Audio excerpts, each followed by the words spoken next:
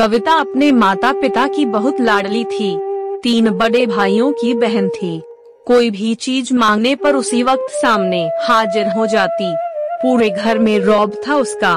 पूरे परिवार और नौकरों पर राजकुमारी की तरह हुक्म चलाती थी कविता। स्कूल में भी पूरा रौब था उसका।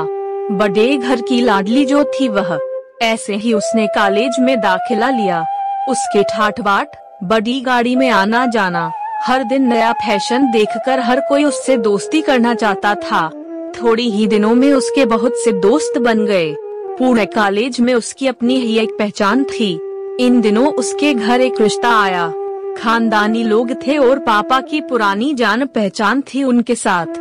कविता के साथ कोई जबरदस्ती नहीं थी, पर कविता ने फिर भी हाँ कर दी, क्योंकि वह अपने परिवार से बहुत प्यार करती थी। वह जानती थी कि वह लोग उसका अच्छा ही सोचेंगे। लड़के का नाम राज था। राज काफी पढ़ा लिखा और समझदार लड़का था। ससुराल वाले भी बहुत अच्छे थे। ससुराल में कविता की जगह वैसी ही थी जैसी कि मायके में। कोई भी कार्य कविता की सलाह के बिना नहीं होता था। सब कीला डली बहू बन गई थी वह। फिर उसके घर एक बेटे का जन्म हुआ। राहुल कविता को जान से प्यारा था। पोता पाकर ससुराल वाले तो फूले नहीं समाते थे। कविता कभी कभी सोचती कि उसकी किस्मत कितनी अच्छी है। उसका हर अपना उसे कितना प्यार करता है। चाहे जीवन में कैसा भी समय आए, मेरे अपने हमेशा मेरे साथ हैं। मैं कभी अकेली नहीं हो सकती। इतनी खुशकिस्मत हूँ मैं। पर शायद कविता की खुशियों को उसकी अपनी ही नजर लग गई थी। एक दिन वह मायके जाने की जिद कर बैठी। राज को बहुत काम था, लेकिन वह फिर भी उसे ले गया। रास्ते में उनकी गाड़ी अन्य गाड़ी से टकरा गई। कविता, राज और राहुल बहुत बुरी तरह से जख्मी हो गए। काफी दिनों के इलाज के बाद राज और राहुल तो ठीक हो गए, लेकिन कविता पूरी तरह ठीक ना हो सकी। सर पर चोट लगने के कारण वह अपनी आंखों की रोशनी खो बैठी। अब कविता की किस्मत जैसे उल्टे पांव चलने लगी। मायके वाले कुछ दिनों तक उसे मिलने आते रहे, फिर कभी कभार फोन बड़ी ई की मात्रा करके पूछ लेते कि अब कैसी हो। धीरे धीरे ये सिलसिला भी कम हो गया। ससुराल वालों की सहानुभूति भी कम होने लगी। घर में किसी को पास बैठने के लिए कहती तो जवाब मिलता, बहुत काम है, अब तुम भी हाथ नहीं बंटा सकती। राज भी चिड़ा हो गया था।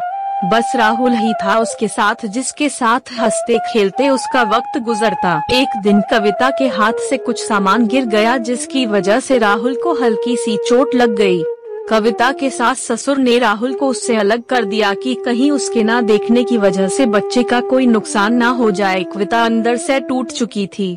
एक दिन उसने सबके सामने मायके जाने की इच्छा रखी तो राज उसे तुरंत मायके छोड़ आया, जैसे कि वह भी यही चाहता था। लेकिन राहुल को उसके साथ नहीं भेजा गया।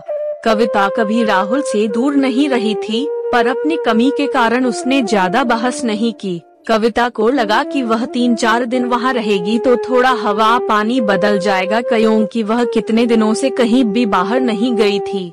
घर वाले भी इतने दिनों बाद उसे देखकर कितने खुश होंगे। कविता के घर पहुँचने पर सब लोग बहुत खुश हुए। खाने में सब कुछ कविता की पसंद का ही बना था। उसने अपने मम्मी पापा और भाइयों से दिल खोलकर बातें की। उनके छोटे छोटे बच्चे भी बुआ के साथ घुल मिल गए थे। रात को सोने के वक्त जब वह कपड़े बदलने लगी तो उसे पता चला कि उसका बैग तो बहुत भरा हुआ था। वह सब समझ गई। वह बहुत उदास हो गई। कुछ दिनों तक तो सब ठीक रहा, फिर जैसे सब बदलने लगा, सबका व्यवहार बदल रहा था। वह लोग जैसे थक चुके थे उससे।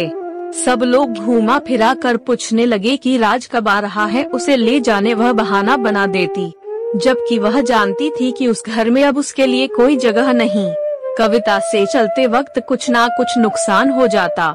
थोड़ी बहुत टोका टाकी उसे सुनाई देती, वह टाल देती। एक दिन उसके हाथ से लगकर एक कीमती फूलदान टूट गया। छोटी भाभी ने बहुत हंगामा मचाया। कविता के माता पिता रोज रोज के झमेलों से तंग आ गए थे। उन्होंने राज को खुद से फोन कर दिया। राज कविता को अपने घर ले गया। कविता को अपने परिवार वालों से ये उम्मीद ना थी, जिस कविता के कहे बिना घर में एक पत्ता भी नहीं हिलता था। उस घर के लिए वह बोझ बन चुकी थी। राज के साथ ससुराल आते वक्त वह बहुत खुश थी, क्योंकि वह अपने घर जा रही थी अपने जिगर के टुकड़े राहुल के पास। परंतु यह खुशी भी कुछ पल की ही थी। सारा बंदोबस्त पहले ही किया हुआ था। कविता को सीधे ऊपर वाले कमरे में पहुंचा दिया गया। राहुल से दूर रहने की सख्त चेतावनी दी गई। एक काम वाली लता को उसकी जिम्मेदारी सौंपी गई, जो उसके खाने पहनने जैसी जरूरतों का ध्यान रखती। कविता ज्यादातर चुप ही रहती। कभी कभी काम वाली लता से थोड़ा बतिया लेती। उसके जरिए राहुल का पता चल जाता।